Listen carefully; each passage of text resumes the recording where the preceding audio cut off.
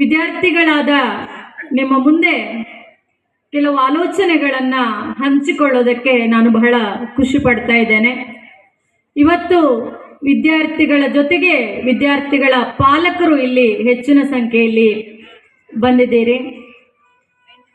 ಬಹುಶಃ ಒಬ್ಬ ವಿದ್ಯಾರ್ಥಿಯ ಬದುಕು ಪರಿಪೂರ್ಣ ಆಗುವಂಥದ್ದು, ಒಬ್ಬ ವಿದ್ಯಾರ್ಥಿಯ ಸರ್ವತೋಮುಖ ಅಭಿವೃದ್ಧಿ ಆಗುವುದರ ಹಿಂದೆ ಕೇವಲ ವಿದ್ಯಾರ್ಥಿಯೊಬ್ಬನ ಪಾತ್ರ ಅಲ್ಲ, ವಿದ್ಯಾರ್ಥಿ, ಪಾಲಕರು ಮತ್ತು ಶಿಕ್ಷಕರು ಈ ಮೂರು ಮಂದಿ ಸೇರಿದಂತಹ ಒಂದು ತ್ರಿಭುಜವೇ ವಿದ್ಯಾರ್ಥಿಯ ಸರ್ವಾಂಗೀಣ ಅಭಿವೃದ್ಧಿಗೆ ಕಾರಣವಾಗುವಂಥದ್ದು.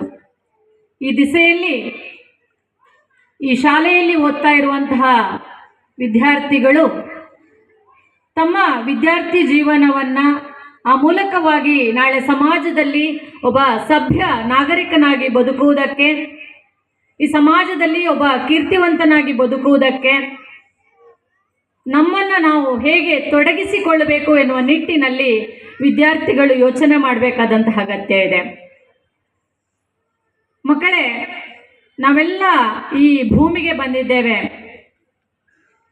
ಯಾಕೆ ಅಂತ ಕೇಳಿದ್ರೆ, ಡಾಕ್ಟರ್ ಶಿವರಾಮ್ ಕಾರಂತರು ಒಂದು ಕಡೆ ಹೇಳ್ತಾರೆ, ಈ ಭೂಮಿಗೆ ನಮ್ಮಿಂದ ಏನೋ ಲಾಭ ಆಗಲಿಕ್ಕಿದೆ, ಹಾಗಾಗಿ ನಾವು ಈ ಭೂಮಿಯಲ್ಲಿ ಹುಟ್ಟಿದ್ದೇವೆ ಅಂತ. ಖಂಡಿತವಾಗಿಯೂ ಎಷ್ಟೋ ಬಾರಿ ಬದುಕಿನಲ್ಲಿ ನಿರಾಶಾವಾದಿಗಳಾಗಿ, ಏನೋ ಸೋಲು ಬಂದಾಗ, ಏನೋ ನೋವು ಉಂಟಾದಾಗ ನಾನು ಈ ಭೂಮಿಗೆ ಭಾರ, ನಾನು ಹುಟ್ಟಬಾರ್ದಿತ್ತು ಅಂತ ಆಲೋಚನೆ ಮಾಡುವ ಮನಸ್ಸುಗಳು ಕೂಡ ಇರ್ತವೆ. ಆದರೆ ನಾವು ಯೋಚನೆ ಮಾಡಬೇಕು, ಈ ಭೂಮಿಗೆ ನನ್ನಿಂದೇನೋ ಲಾಭ ಆಗಲಿಕ್ಕಿದೆ, ಹಾಗಾಗಿ ನಾನು ಈ ಭೂಮಿಯಲ್ಲಿ ಹುಟ್ಟಿದ್ದೇನೆ ಅನ್ನೋದನ್ನು ನಾನು ತಿಳ್ಕೊಂಡ್ರೆ ಬಹುಶಃ ಈ ಭೂಮಿಗೆ ನಾನು ಏನು ಕೊಡಬೇಕಾಗಿದೆಯೋ ಅದನ್ನು ಕೊಡುವ ನಿಟ್ಟಿನಲ್ಲಿ ನಾನು ಪ್ರಯತ್ನ ಮಾಡೋದಕ್ಕೆ ಸಾಧ್ಯ ಆಗತ್ತೆ ಅಂತ ನಾನು ಭಾವಿಸಿಕೊಳ್ತೇನೆ. ಬಹುಶಃ ಇಲ್ಲಿರುವ ಹಿರಿಯರಿಗೆ ನನ್ನ ಮಾತುಗಳು ಬೇಕಾಗಿಲ್ಲ, ಯಾಕಂದರೆ ನನಗಿಂತ ಹಿರಿಯರು, ನನಗಿಂತ ಅನುಭವಸ್ಥರು ಬೇಕಾದಷ್ಟು ಜನ ನೀವಿಲ್ಲಿದ್ದೀರಿ. ಆದರೆ ನನ್ನ ಎದುರಿರುವಂತಹ ಸುಮನಸ್ಸುಗಳಿಗೆ ನಮ್ಮ ಸಂಸ್ಥೆಯ ಅಧ್ಯಕ್ಷರಾಗಿರುವಂಥ ಡಾಕ್ಟರ್ ಮೋಹನ್ ಆಳ್ವ ಅವರು ಯಾವತ್ತೂ ಒಂದು ಮಾತು ಹೇಳ್ತಾರೆ. ಏನು ಅಂತ ಕೇಳಿದರೆ, ಒಳ್ಳೆಯ ಮನಸ್ಸು ಕಟ್ಟುವ ಕೆಲಸವನ್ನು ಶಿಕ್ಷಣ ಸಂಸ್ಥೆಗಳು ಮಾಡಬೇಕು, ವಿದ್ಯಾರ್ಥಿಗಳಾದವರಲ್ಲಿ ಸೌಂದರ್ಯ ಪ್ರಜ್ಞೆ ಇರಬೇಕು ಅಂತ. ಬಹುಶಃ ಈ ಮಾತನ್ನು ನಾನು 100ಕ್ಕೆ 100 ಒಪ್ತೇನೆ. ಸೌಂದರ್ಯ ಪ್ರಜ್ಞೆ ಅಂದರೆ ಇನ್ನೇನು ಅಲ್ಲ, ನನ್ನ ಸುತ್ತಮುತ್ತಲಿರುವಂತಹ ಪರಿಸರ ಏನಿದೆ ಅದನ್ನು ನಾನು ಪ್ರೀತಿಸಬೇಕು. ಈ ಪರಿಸರದಲ್ಲಿರುವ ಒಳ್ಳೆಯ ವಿಚಾರಗಳನ್ನು ನಾನು ನನ್ನ ಬದುಕಿಗೆ ಅಳವಡಿಸಿಕೊಂಡ್ರೆ ಬಹುಶಃ ನಮ್ಮ ಬದುಕು ಸುಂದರ ಆಗತ್ತೆ ಎನ್ನುವುದನ್ನು ವಿದ್ಯಾರ್ಥಿಗಳು ತಮ್ಮ ವಿದ್ಯಾರ್ಥಿ ದಿಸೆಯಲ್ಲಿಯೇ ಅರ್ಥ ಮಾಡಿಕೊಳ್ಬೇಕಾದಂತಹ ಅಗತ್ಯ ಇದೆ ಅಂತ ನಾನು ಭಾವಿಸಿಕೊಳ್ತೇನೆ. ಮಕ್ಕಳೇ, ಈ ಭೂಮಿಗೆ ಬರುವಾಗ ನಾವು ಕೆಲವೊಂದು ಋಣಗಳನ್ನು ಹಿಡ್ಕೊಂಡು ಬರ್ತೇವಂತೆ. ಋಣ ಅಂದರೆ ಸಾಲ ಎನ್ನುವ ಅರ್ಥ ಕೂಡ ಇದೆ. ಏನು ಆ ಋಣ? ದೇವಋಣ ಇರ್ಬೋದು, ಮಾತಾಪಿತೃಗಳ ಋಣ ಇರ್ಬೋದು, ಋಷಿ ಋಣ ಇರ್ಬೋದು, ಅಥವಾ ಸಮಾಜದ ಋಣ. ಈ ಭೂಮಿಗೆ ಬಂದು ಈ ಭೂಮಿಯಿಂದ ತೆರಳುವುದರ ಒಳಗಾಗಿ ಆ ಋಣಭಾರವನ್ನು ತೀರಿಸುವಂತಹ ಒಂದು ದೊಡ್ಡ ಜವಾಬ್ದಾರಿ ನಮ್ಮ ಮೇಲಿರ್ತದೆ. ಯಾವ ಋಣವನ್ನು ಕೂಡ ಸಂಪೂರ್ಣವಾಗಿ ತೀರಿಸೋದಕ್ಕಾಗದೆ ಹೋದರೂ ಕೂಡ ಆ ಋಣಭಾರವನ್ನು ಕಡಿಮೆ ಮಾಡುವ ನಿಟ್ಟಿನಲ್ಲಿ ನಾವು ಪ್ರಯತ್ನಿಸಬೇಕಾಗ್ತದೆ. ಆ ಹಿನ್ನೆಲೆಯಲ್ಲಿ ನಾವು ಯೋಚನೆ ಮಾಡಿದಾಗ ಮನುಷ್ಯ ಬದುಕಿಗೆ ಒಂದು ಸಾರ್ಥಕತೆ ಬೇಕು ಅಂತ ಹೇಳ್ತಾರೆ. ಸಾರ್ಥಕ್ಯವಾದ ಬದುಕು ಏನು? ಬದುಕಿನ ಸಾರ್ಥಕತೆ ಅಂದರೆ ಏನು? ನಮಗೆಲ್ಲರಿಗೂ ತೆಂಗಿನ ಮರದ ಪರಿಚಯ ಇದೆ. ಕಲಿಯುಗದ ಕಲ್ಪವೃಕ್ಷ ಅಂತ ತೆಂಗಿನ ಮರವನ್ನು ಕರಿತೇವೆ. ಕೇಳಿದ್ದನ್ನೆಲ್ಲ ಕೊಡುತ್ತದು ಅಂತ, ಅಥವಾ ನಾವು ಬಯಸಿದ್ದನ್ನೆಲ್ಲ ನೀಡುತ್ತೆ ಅಂತ.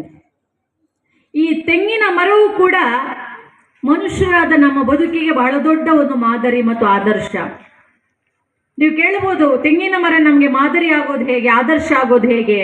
ತೆಂಗಿನಕಾಯಿ ಕೊಟ್ಟ ಮಾತ್ರಕ್ಕೆ ಅದು ಮಾದರಿಯ ಆದರ್ಶವ ಅಲ್ಲ. ತೆಂಗಿನ ಗಿಡದ ಬೆಳವಣಿಗೆಯನ್ನು ನಾವು ಸಾವಕಾಶವಾಗಿ ಗಮನಿಸ್ತಾ ಬಂದರೆ ಆ ತೆಂಗಿನ ಗಿಡ ಬೆಳೀತಾ ಬೆಳೀತಾ ಬೆಳೀತಾ ಅದು ಮರವಾಗಿ ಬೆಳೆಯೋ ಹೊತ್ತಿಗೆ ನೀವು ಗಮನಿಸಿರ್ಬೋದು ಮಕ್ಕಳೇ, ಎಲ್ಲೆಲ್ಲ ತನ್ನ ಗರಿಗಳನ್ನು ಕಳಚಿಕೊಳ್ತದೋ ಅಲ್ಲೆಲ್ಲ ಒಂದು ಜಾಗವನ್ನು ಉಳಿಸಿಕೊಳ್ತದೆ. ಯಾಕೆ ಆ ಜಾಗವನ್ನು ಉಳಿಸಿಕೊಳ್ತದೆ?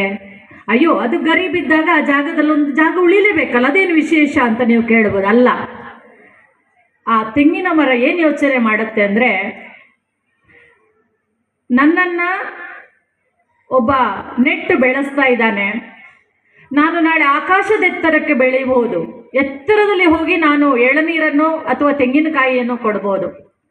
ಹಾಗೆ ನಾನು ಎತ್ತರದಲ್ಲಿ ಹೋಗಿ ನಿಂತು ಏನನ್ನ ಕೊಟ್ಟರೂ ಕೂಡ ನನ್ನನ್ನು ಬೆಳೆಸಿದವನು ನನ್ನಿಂದ ಲಾಭ ಪಡೆಯುವುದು ಹೇಗೆ? ಮರವನ್ನು ಹತ್ತಿ ಎಳನೀರನ್ನು ಕೊಯ್ಯಬೇಕು, ಇಲ್ಲ ತೆಂಗಿನಕಾಯಿಯನ್ನು ಕೊಯ್ಯಬೇಕು. ಅದಕ್ಕೆ ಆ ತೆಂಗಿನ ಮರ ಆರಂಭದಲ್ಲೇ ಯೋಚನೆ ಮಾಡುತ್ತಂತೆ, ನನ್ನನ್ನು ಬೆಳೆಸಿದವನಿಗೆ ನಾನಿರುವಷ್ಟು ಎತ್ತರಕ್ಕೆ ಏರಬೇಕಾದ್ರೆ ಆ ಏರುವುದಕ್ಕೆ ಒಂದು ವ್ಯವಸ್ಥೆ ಬೇಕಲ್ಲ, ಅದಕ್ಕೋಸ್ಕರ ಗರಿಗಳನ್ನು ಕಳಚಿದ ಜಾಗದಲ್ಲಿ ಒಂದೊಂದು ಗುರುತುಗಳನ್ನು ಇಟ್ಟುಕೊಂಡು ಅದು ಬೆಳೀತಾ ಹೋಗುತ್ತೆ.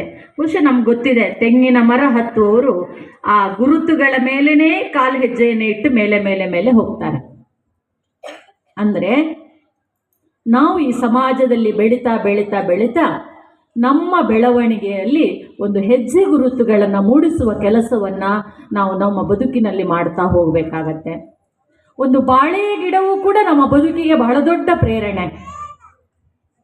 ಬಾಳೆಯ ಗಿಡದಲ್ಲಿ ಬಾಳೆಯ ಕಾಯಿಗಳು ಬಲಿತಾ ಹೋದ ಹಾಗೆ, ಆ ಗೊನೆ ದೊಡ್ಡದಾಗ್ತಾ ಹೋದ ಹಾಗೆ ಬಾಳೆಯ ಗಿಡಗಳೆಲ್ಲ ಬಾಗೋದಕ್ಕೆ ಶುರುವಾಗ್ತವೆ. ನಿಜವಾಗ್ಲೂ ಬಾಳೆಯ ಗಿಡಕ್ಕೆ ಅಹಂಕಾರ ಇರ್ತಿದ್ರೆ ಅದರಲ್ಲಿ ಬಾಳೆ ಕಾಯಿಗಳು ಬಲಿತಂತೆಲ್ಲ ಆ ಬಾಳೆಯ ಗಿಡ ನೆಟ್ಟಗಾಗಬೇಕಿತ್ತು. ಇಲ್ಲ, ಅದು ಬಾಗ್ತಾ ಹೋಗುತ್ತೆ. ಯಾಕೆ ಬಾಗತ್ತೆ? ಅದಕ್ಕೆ ಗೊತ್ತಿದೆ, ಒಂದು ಕೃತಜ್ಞತಾ ಭಾವ ಅನ್ನೋದು ಆ ಬಾಳೆ ಗಿಡದಲ್ಲಿದೆ. ನಾನು ನೆಟ್ಟಗೆ ನಿಂತರೆ ನನ್ನನ್ನು ನೆಟ್ಟು ಬೆಳೆಸಿದವನಿಗೆ ಈ ಬಾಳೆಹಣ್ಣನ್ನು ತೆಗೆಯೋಕ್ಕಾಗಲ್ಲ, ತಿನ್ನೋದಕ್ಕಾಗೋದಿಲ್ಲ. ಯಾಕಂದರೆ ಬಾಳೆ ಗಿಡವನ್ನು ಹತ್ತಿ ಬಾಳೆಗೊನೆ ಕೊಯ್ಯುವ ಕ್ರಮ ಇಲ್ಲ, ನಮಗೆಲ್ಲರಿಗೂ ಗೊತ್ತಿದೆ. ಬಹಳ ಮೆತ್ತಗಿರುತ್ತೆ ಅದರ ಬುಡ. ಹಾಗಾಗಿ ಅದು ತಾನಾಗಿ ಬಾಗತ್ತೆ. ಬೆಳೆಸಿದವನಿಗೆ ನಾನು ಹಣ್ಣನ್ನು ಕೊಟ್ಟು ಹೋಗಬೇಕು ಅಂತ ನಾವೇನು ಮಾಡ್ತೀವಿ ಅಂದರೆ, ಬಾಳೆ ಗೊನೆಯನ್ನು ಕಡಿದು ಆ ಹೊತ್ತಿಗೆ ಅದೇ ಕತ್ತಿಯಿಂದ ಬಾಳೆಯ ಬುಡವನ್ನು ಕಡ್ದು ಹಾಕ್ತೇವೆ. ಯಾಕಂದರೆ ಒಂದು ಬಾಳೆ ಗಿಡ ಒಂದು ಗೊನೆಯನ್ನು ಮಾತ್ರ ಕೊಡೋದು, ಅದು ಹಾಗೆ ಉಳಿಸಿದ್ರೆ ಅದರಿಂದ ಪ್ರಯೋಜನ ಇಲ್ಲ. ಆದರೆ ಆ ಬಾಳೆ ಗಿಡ ಎಷ್ಟು ಯೋಚನೆ ಮಾಡುತ್ತೆ ಅಂದರೆ, ಬಾಳೆ ಗಿಡವನ್ನು ಕಡ್ದ ಮೇಲೆ ನಾವು ಗಮನಿಸಿದರೆ ಆ ಬುಡದ ಸುತ್ತ ಸಣ್ಣ ಸಣ್ಣ ಸಣ್ಣ ಅನೇಕ ಗಿಡಗಳು ಆ ಹೊತ್ತಿಗಾಗಲೇ ಹುಟ್ಟಿರ್ತವೆ. ಇದನ್ನು ನಾವು ಈ ಭೂಮಿ ಮೇಲೆ ಅರ್ಥ ಮಾಡ್ಕೊಳ್ಬೇಕಾಗುತ್ತದೆ. ನಮ್ಮನ್ನು ಹೆತ್ತವರು ಎಷ್ಟೆಷ್ಟೋ ತ್ಯಾಗ ಮಾಡಿ ನಮ್ಮ ಬದುಕಿಗಾಗಿ ಹೋರಾಟ ಮಾಡ್ತಾರೆ. ತನ್ನ ಮಗುವಿನ ಬದುಕು ಉಜ್ವಲವಾಗಬೇಕು ಅಂತ ಎಲ್ಲ ಅಪ್ಪ ಅಮ್ಮ ಬಯಸ್ತಾರೆ, ಏನೇನೋ ಕಷ್ಟ ಅನುಭವಿಸ್ತಾರೆ.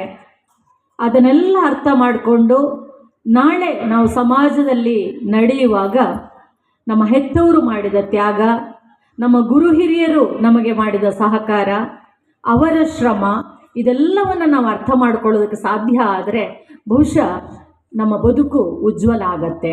ಪ್ರತಿ ಶಾಲಾ ಕಾಲೇಜುಗಳಲ್ಲೂ ಕೂಡ ಯಾಕೆ ವರ್ಷಕ್ಕೊಂದು ಬಾರಿ ವಾರ್ಷಿಕೋತ್ಸವ ಅಂತ ಹೇಳಿಯೋ ಅಥವಾ ಪ್ರತಿಭೋತ್ಸವ ಅಂತ ಹೇಳಿ ಯಾಕೆ ಮಾಡ್ತಾರಂತ ಹೇಳಿದ್ರೆ, ಒಂದು ದಿನ ಪಾಠ ಪ್ರವಚನಗಳಿರೋದಿಲ್ಲ, ನಮಗೊಂದಿನ ಫ್ರೀ ಬಿಡೋದಕ್ಕಾಗಿ ಅಲ್ಲ. ಪ್ರತಿಭೆ ಅಂತ ಹೇಳೋದು ಹುಟ್ಟುವ ಪ್ರತಿಯೊಂದು ಮಗುವಿನಲ್ಲೂ ಇರುತ್ತೆ. ಈ ಪ್ರತಿಭೋತ್ಸವದ ದಿನಗಳು ಯಾಕೆ ಅಂದರೆ, ನನ್ನ ಒಳಗಡೆ ಇರುವ ಪ್ರತಿಭೆಯನ್ನು, ನನ್ನ ಒಳಗಡೆ ಇರುವ ಶಕ್ತಿಯನ್ನು, ನನ್ನ ಒಳಗಡೆ ಇರುವ ಸಾಮರ್ಥ್ಯವನ್ನು ನಾನು ಅರ್ಥ ಮಾಡಿಕೊಳ್ಳೋದಕ್ಕಾಗಿರುವ ದಿನ ಇದು ಅಂತ ನಾವು ಭಾವಿಸಿಕೊಳ್ಳಬೇಕು. ಬೇರೆ ಬೇರೆ ರೀತಿಯ ಪ್ರತಿಭೆಗಳಿರ್ಬೋದು. ಒಂದು ಮಗು ಸುಂದರವಾಗಿ ಹಾಡಿದರೆ ಇನ್ನೊಂದು ಮಗು ಸುಂದರವಾಗಿ ನೃತ್ಯ ಮಾಡಬಹುದು, ಇನ್ನೊಂದು ಮಗು ಕ್ರೀಡೆಯಲ್ಲಿ ಬಹಳ ಮುಂದೆ ಇರ್ಬೋದು. ಎಲ್ಲ ರೀತಿಯ ಪ್ರತಿಭೆ ಎಲ್ಲ ಮಕ್ಕಳಲ್ಲೂ ಇರುತ್ತೆ. ಆ ಮಕ್ಕಳ ಪ್ರತಿಭೆಗೆ ನೀರೆರೆದು ಬೆಳೆಸುವಂಥ ಕೆಲಸವನ್ನು ಶಿಕ್ಷಣ ಸಂಸ್ಥೆಗಳು ಮಾಡ್ತವೆ. ಹಾಗಾಗಿ ವಿದ್ಯಾರ್ಥಿಗಳು ಅದನ್ನು ಸರಿಯಾದ ನಿಟ್ಟಿನಲ್ಲಿ ಉಪಯೋಗಿಸಿಕೊಂಡು ತಮ್ಮ ಬದುಕಿನ ಸಾರ್ಥಕತೆಯ ಕಡೆಗೆ ಹೆಜ್ಜೆ ಇಡೋದಕ್ಕೆ ಪ್ರಯತ್ನ ಮಾಡಬೇಕಾದಂತಹ ಅಗತ್ಯ ಇದೆ ಅನ್ನೋದನ್ನು ನಾನು ಈ ಸಂದರ್ಭದಲ್ಲಿ ಭಾವಿಸಿಕೊಳ್ತೇನೆ. ಈ ಶಾಲೆಯ ಆವರಣವನ್ನು ನನಗೆ ಅರವಿಂದ ಚೊಕ್ಕಾಡಿ ಸರ್ ಅವರು ಸಂಪೂರ್ಣವಾಗಿ ತೋರಿಸಿದರು. ಬಹಳ ಖುಷಿಯಾಯಿತು ನನಗೆ. ನಿಜವಾಗ್ಲೂ ಇಂತಹ ಜಾಗದಲ್ಲಿ ವಿದ್ಯಾಭ್ಯಾಸ ಮಾಡುವಂಥ, ಶಿಕ್ಷಣ ಪಡೆಯುವಂತಹ ಮಕ್ಕಳು ನಿಜವಾಗ್ಲೂ ಭಾಗ್ಯವಂತರು. ಯಾಕಂದರೆ ನೀವು ಸುತ್ತ ನೋಡಿದರೂ ಕೂಡ ನಿಮಗೆ ಹಸಿರು ಕಾಣುತ್ತೆ. ನಾನು ಆಗಲೇ ಹೇಳಿದ ಹಾಗೆ ನಾನು ಕೂಡ ಒಬ್ಬಳು ಗ್ರಾಮೀಣ ಪ್ರದೇಶದಲ್ಲಿ ಹುಟ್ಟಿದ ಹೆಣ್ಣು ಮಗಳು. ನಾನು ಓದಿದ್ದು ಕೂಡ ಸರ್ಕಾರಿ ಶಾಲಾ ಕಾಲೇಜಿನಲ್ಲೇ. ನಾನು ಯಾವತ್ತೂ ನನ್ನ ಬಗ್ಗೆ ತುಂಬ ಹೆಮ್ಮೆ ಪಡ್ತೇನೇನು ಅಂತ ಹೇಳಿದ್ರೆ, ನಾನು ತುಂಬ ಶ್ರೀಮಂತಳು ಅಂತ. ಯಾವುದರಲ್ಲಿ? ಹಣದ ಶ್ರೀಮಂತಿಕೆ ಬಗ್ಗೆ ನಾನು ಮಾತಾಡ್ತಾ ಇಲ್ಲ. ನಾನು ಹುಟ್ಟಿ ಕಣ್ಣು ತೆರೆಯೋ ಹೊತ್ತಿಗೆ ನನ್ನ ಮನೆಯ ಸುತ್ತಮುತ್ತ ಹಸಿರಿತ್ತು, ಗದ್ದೆಗಳಿದ್ದವು, ಬೆಟ್ಟಗಳಿದ್ದಾವೆ, ನದಿಗಳನ್ನು ನೋಡಿದ್ದೇನೆ. ಇದೆಲ್ಲವನ್ನ ಕಣ್ಣಿಗೆ ಮನಸ್ಸಿಗೆ ತುಂಬಿಕೊಂಡು ಬೆಳೆದದ್ದು. ಆದರೆ ನಾನು ಓದಿದಂತಹ 1ರಿಂದ 4ನೇ ತರಗತಿಯವರೆಗಿನ ಒಂದು ಪುಟ್ಟ ಶಾಲೆ ಇವತ್ತು ನನಗೆ ತುಂಬ ನೋವು ಕೊಡೋದೇನು ಅಂತ ಹೇಳಿದರೆ, 3 ವರ್ಷದ ಹಿಂದೆ ಆ ಶಾಲೆಗೆ ಬೀಗ ಬಿದ್ದಿದೆ. ನನ್ನಂತಹ ಎಷ್ಟೋ ಹಳ್ಳಿಯ ವಿದ್ಯಾರ್ಥಿಗಳು ಬೆಳೆದದ್ದು ಇಂತಹ ಹಳ್ಳಿಯ ಪರಿಸರದಲ್ಲಿ. ಬಹುಶಃ ನಾನಿವತ್ತು ಇಲ್ಲಿ ನಿಂತು ಮಾತನಾಡೋದಕ್ಕೆ ಸಾಧ್ಯ ಆದರೆ ನನ್ನನ್ನು ಸಾಧ್ಯವಾಗಿಸಿದ್ದು ನಾನು ಓದಿದಂಥ ನನ್ನ ಸರಕಾರಿ ಶಾಲಾ ಕಾಲೇಜುಗಳು. ನಾನು ಅದನ್ನು ಬಹಳ ಬಹಳ ಹೆಮ್ಮೆಯಿಂದ ಹೇಳ್ಕೊಳ್ತಾ ಇದ್ದೇನೆ. ನಿಜವಾದ ಪ್ರತಿಭೆಗಳು ಎಲ್ಲಿದ್ದಾವೆ ಅಂದರೆ ಗ್ರಾಮೀಣ ಪ್ರದೇಶಗಳಲ್ಲಿದ್ದಾವೆ. ಆದರೆ ಗ್ರಾಮೀಣ ಪ್ರದೇಶದಲ್ಲಿರುವಂತಹ ಪ್ರತಿಭೆಗಳನ್ನು ಗುರುತಿಸಿ ಅವರಿಗೆ ಸರಿಯಾದಂತಹ ಒಂದು ಮಾರ್ಗದರ್ಶನವನ್ನು ಕೊಡೋದಕ್ಕೆ ಸಾಧ್ಯ ಆದರೆ ಅವರಿವತ್ತು ಆ ಗ್ರಾಮೀಣ ಪ್ರದೇಶವನ್ನು ಬಿಟ್ಟು ಇವತ್ತು ವಿಶ್ವದಲ್ಲಿ ಮಿಂಚೋದಕ್ಕೆ ಸಾಧ್ಯ ಆಗತ್ತೆ. ಹಾಗಾಗಿ ನಮಗೆ ಎಲ್ಲಿ ಇಂತಹ ಅವಕಾಶಗಳು ಸಿಕ್ಕಿರ್ತಾವೋ ಆ ಅವಕಾಶಗಳನ್ನು ನಾವು ಚೆನ್ನಾಗಿ ಬಳಸಿಕೊಳ್ಳುವಂಥ ಒಂದು ಚಾಕಚಕ್ಯತೆ ವಿದ್ಯಾರ್ಥಿಗಳಾದ ನಮ್ಮಲ್ಲಿ ಇರಬೇಕು ಅಂತ ನಾನು ಬಯಸ್ತೇನೆ. ನಾವು ನಮ್ಮ ವಿದ್ಯಾರ್ಥಿ ಜೀವನವನ್ನು ಸಾರ್ಥಕಪಡಿಸಿಕೊಳ್ಬೇಕಾದ್ರೆ ಏನು ಮಾಡಬೇಕು ಅಂತ ಹೇಳಿದ್ರೆ, ಡಾಕ್ಟರ್ APJ ಅಬ್ದುಲ್ ಕಲಾಂ ಒಂದು ಕಡೆ ಹೇಳ್ತಾರೆ, ಒಬ್ಬ ವಿದ್ಯಾರ್ಥಿಯ ಬದುಕು ಪರಿಪೂರ್ಣ ಆಗಬೇಕಾದ್ರೆ ಪಂಚಾಕ್ಷರಿ ಮಂತ್ರಗಳಿದ್ದಾವೆ ಅಂತ. ಆ 5 ಮಂತ್ರವನ್ನು ಅವನು ಮನನ ಮಾಡಿಕೊಳ್ಬೇಕಂತೆ ಅವನ ವಿದ್ಯಾರ್ಥಿ ಜೀವನವನ್ನು ಪೂರ್ತಿ ಮಾಡೋದಕ್ಕೆ. ಏನಿರಬೇಕು? 5 ರೀತಿಯ ಗುಣವಿಶೇಷಗಳು ಅವನಲ್ಲಿರಬೇಕು, ಅಥವಾ ಗುಣಗಳನ್ನು ಅವನು ರೂಢಿಸಿಕೊಳ್ಬೇಕು. ಅವು ಯಾವುವು ಅಂದರೆ, 1 ಕುತೂಹಲ. ಇಡೀ ಸಮಾಜವನ್ನ, ಇಡೀ ಪ್ರಕೃತಿಯನ್ನ ಕುತೂಹಲದ ದೃಷ್ಟಿಯಿಂದ ಕಾಣುವ ಮನಸ್ಸು ವಿದ್ಯಾರ್ಥಿಗಳಿಗಿರಬೇಕು. ಬಾಲ್ಯದಲ್ಲಿ, ಆರಂಭದಲ್ಲಿ ಮಕ್ಕಳಲ್ಲಿ ಕುತೂಹಲದ ದೃಷ್ಟಿ ಇರುತ್ತೆ. ಆದರೆ ಬೆಳೀತಾ ಬೆಳೀತಾ ಬೆಳೀತಾ ಎಲ್ಲೋ ಒಂದು ಕಡೆ ಆ ಕುತೂಹಲವನ್ನು ನಾವು ಕಳ್ಕೊಳ್ತಾ ಹೋಗ್ತೇವೆ. ಪ್ರಾಥಮಿಕ ಹಂತದಲ್ಲಿ, ಪ್ರೌಢ ಹಂತದಲ್ಲಿ ಕ್ಲಾಸಲ್ಲಿ ಮೇಷ್ಟ್ರು ಪಾಠ ಮಾಡುವಾಗ ಪ್ರಶ್ನೆ ಕೇಳಿದ್ರೆ ನಾ ಮುಂದೆ ತಾ ಮುಂದೆ ಅಂತ ಮಕ್ಕಳು ಕೈ ಎತ್ತಾರೆ. ಕೆಲವು ಮಕ್ಕಳು ಡೆಸ್ಕ್ ಮೇಲೆ ಹತ್ತಿ ನಿಲ್ಲೋದು ಇದೆ, ನಾನು ಹೇಳ್ತೇನೆ ಅಂತ. ಆದರೆ ಅದೇ ಪ್ರಶ್ನೆ ಕೇಳುವಂಥ ಮನೋಭಾವ ದೊಡ್ಡ ದೊಡ್ಡ ಕ್ಲಾಸಿಗೆ ಹೋದ ಹಾಗೆ ಕಮ್ಮಿ ಆಗ್ತಾ ಹೋಗ್ತದೆ. ಎಲ್ಲವನ್ನ ಕುತೂಹಲದ ದೃಷ್ಟಿಯಿಂದ ನೋಡುವ ಮನಸ್ಸು ಮಕ್ಕಳಲ್ಲಿ ಬೆಳಿಬೇಕು. ನನಗೆ ಇವತ್ತಿಗೂ ಕೂಡ ಹೊರಗಡೆ ಮೇಲೆ ಆಕಾಶದಲ್ಲಿ ವಿಮಾನ ಹಾರುವ ಶಬ್ದ ಕೇಳಿದ್ರೆ ನಾನು ಮನೆ ಒಳಗಡೆ ಯಾವ ಕೆಲಸದಲ್ಲಿದ್ದರೂ ಗುಡುಗುಡುಗುಡು ಓಡಿ ಬರ್ತೇನೆ ಅಂಗಳಕ್ಕೆ. ಯಾಕೆ ಅಂದರೆ ಅದು ನನಗೆ ಬಾಲ್ಯದಲ್ಲಿ ಹುಟ್ಟಿದ ಕುತೂಹಲ. ಬಾಲ್ಯದಲ್ಲಿ ಹುಟ್ಟಿದ ಭಯ, ಇವು ನಾವು ಎಷ್ಟು ದೊಡ್ಡವರಾದರೂ ಹೋಗೋದಿಲ್ಲ ಅಂತೆ. ನಮಗೆ, ನಾನು ಓದಿದಂತಹ ನನ್ನ ಪ್ರಾಥಮಿಕ ಶಾಲೆಯಲ್ಲಿ ಒಂದು ಕುತೂಹಲ ಹುಟ್ಟಿತು, ಇನ್ನೊಂದು ಭಯ ಹುಟ್ಟಿತು. ನಾನು ವಿಮಾನವನ್ನು ಹೊರಗಡೆ ಬಂದು ನೋಡುವಾಗ ಎಷ್ಟೋ ಬಾರಿ ನನ್ನ ಮಗ ಕೇಳ್ತಾನೆ, ನಮ್ಮ ವಿಮಾನ ಕಣ್ಣಲ್ಲಿ ನೋಡಿದವ್ರ ಹಾಗೆ ಮಾಡ್ತೀರಲ್ಲ, ಯಾಕೆ ಓಡಿ ಬರ್ತೀರಿ ಅಂತ. ಇಲ್ಲ, ಅದು ಬಾಲ್ಯದಲ್ಲಿ ಹುಟ್ಟಿದ ಕುತೂಹಲ. ನಾವು ಶಾಲೆಯಲ್ಲಿ ಓದುವ ಹೊತ್ತಿಗೆ ಇಂದಿರಾ ಗಾಂಧಿ ಅವರು ಪ್ರಧಾನಿಯಾಗಿದ್ದ ಕಾಲ.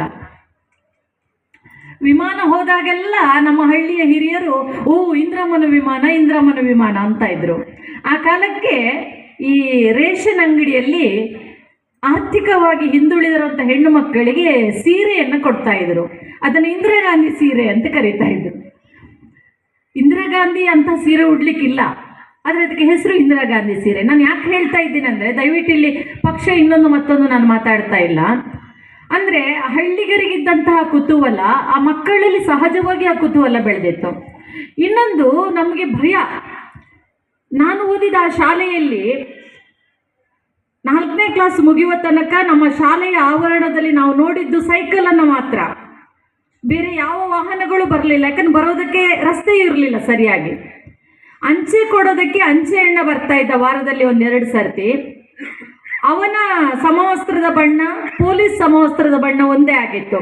ನಾವೇನಾದ್ರೂ ತಂಟೆ ತಕರಾರು ಮಾಡಿದರೆ ಹೇಳ್ತಾ ಇದ್ರು, ಅಧಿಕ ಪ್ರಸಂಗ ಮಾಡಿದರೆ ಪೊಲೀಸ್ ಬರ್ತಾರೆ ಅಂತ. ಬಹುಶಃ ಪೊಲೀಸರ ಭಯ ನಮಗೆ ಆ ಹಂತದಲ್ಲಿ ಹುಟ್ಟಿತ್ತು. ಆದರೆ ಇವತ್ತಿಗೂ ಹೇಳ್ತೇನೆ, ಆಗ ಹುಟ್ಟಿದಂತಹ ಆ ಪೊಲೀಸರ ಬಗೆಗಿನ ಭಯ ನನಗೆ ಇವತ್ತು ಹೋಗಿಲ್ಲ. ಇವತ್ತು ನಾನು ರಸ್ತೆಯಲ್ಲಿ ಕಾರು ಓಡಿಸ್ಕೊಂಡು ಹೋಗುವಾಗ ಎಲ್ಲಾದರೂ ಪೊಲೀಸನ್ನು ಕಂಡ್ರೆ ಅಲ್ಲೇ ನನ್ನ ಗಾಡಿ ಬಂದ್ಬಿಡತ್ತೆ. ಯಾಕೆ ಅಂತ ನನಗೂ ಗೊತ್ತಿಲ್ಲ. ಅಂದರೆ ನಾನು ಯಾಕೆ ಈ ಮಾತನ್ನು ಹೇಳ್ತಾ ಇದ್ದೇನೆಂದರೆ, ಬಾಲ್ಯದಲ್ಲಿ ಹುಟ್ಟಿಕೊಳ್ಳುವ ಕುತೂಹಲ ನಮಗೆ ಕೊನೆಯವರೆಗೆ ಇರಬೇಕು. ಕೆಲವು ಭಯ ನಮಗೆ ಕೊನೆಯವರೆಗೆ ಇರಬೇಕು. ಆಗ ಮಾತ್ರ ನಮ್ಮ ಬದುಕನ್ನು ನಾವು ಸುವ್ಯವಸ್ಥಿತವಾದ ರೀತಿಯಲ್ಲಿ ಒಂದು ಚೆನ್ನಾಗಿ ನಡೆಸ್ಕೊಂಡು ಹೋಗೋದಕ್ಕೆ ಅಥವಾ ನೋಡ್ಕೊಂಡು ಹೋಗೋದಕ್ಕೆ ಸಾಧ್ಯ ಆಗುತ್ತೆ. ಇಂತಹ ಕುತೂಹಲ ವಿದ್ಯಾರ್ಥಿಗಳಲ್ಲಿರಬೇಕು. ಏನು ಕುತೂಹಲ ಹುಟ್ಟುತ್ತೋ ಅದನ್ನು ನಾವು ಆಲೋಚನೆ ಮಾಡಬೇಕು. ಆಲೋಚನೆ ಮಾಡದೆ ಯಾವುದು ಕೂಡ ಸಾಧ್ಯ ಆಗೋದಿಲ್ಲ. ಕನಸು ಕಾಣಬೇಕು ಅಂತ ಹೇಳ್ತಾರೆ. ನಾವು ರಾತ್ರಿ ನಿದ್ರೆಯಲ್ಲಿ ಕಂಡಂಥ ಕನಸು ಅದಲ್ಲ, ಅದು ಅರ್ಧಂಬರ್ಧ ಕನಸು, ಅದು ಯಾವುದು ಪರಿಪೂರ್ಣ ಅಲ್ಲ. ಆದರೆ ನಾವು ಎಚ್ಚರವಿರುವಾಗ ಕಾಣುವ ಕನಸಿದೆಯಲ್ಲ, ಆ ಕನಸನ್ನು ನನಸು ಮಾಡೋದರ ಕಡೆಗೆ ನಮ್ಮ ಗುರಿ ಹೋಗಬೇಕು. ಅಂತಹ ಕನಸು ಕಾಣುವ ಮಕ್ಕಳು ವಿದ್ಯಾರ್ಥಿಗಳಾಗಬೇಕು. ಕುತೂಹಲ ಇದೆ, ಆಲೋಚನೆ ಮಾಡ್ತೇವೆ, ಅದಕ್ಕೆ ಸರಿಯಾದಂತಹ ಜ್ಞಾನವನ್ನು ಸಂಪಾದಿಸಿಕೊಳ್ಳುವಂತಹ ಪ್ರಯತ್ನವನ್ನು ಕೂಡ ನಾವು ಮಾಡಬೇಕು.